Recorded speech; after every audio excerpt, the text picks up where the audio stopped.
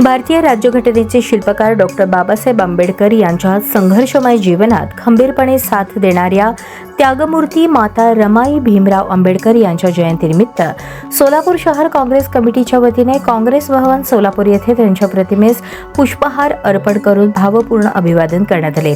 कार्यक्रमात खासदार प्रणितीताई शिंदे यांच्या हस्ते पुष्पहार अर्पण करण्यात आला। यावेळी शहर काँग्रेस अध्यक्ष चेतन नरोटे व जिल्हाध्यक्ष सातलिंग षटगार उपस्थित होते। अभिवादन करताना खासदार प्रणिती शिंदे म्हणाल्या की माता रमाई यांनी बाबासाहेबांच्या संघर्षपूर्ण आयुष्यात न डगमगता सहचारिणी म्हणून मोलाची भूमिका बजावली। वैयक्तिक दुःख हालअपेष्टा सहन करत त्यांनी बाबासाहेबांच्या सामाजिक कार्याला बळ दिले। त्यांचे जीवन त्याग, संयम आणि प्रेरणादायी कर्तृत्वाचे प्रतीक आहे।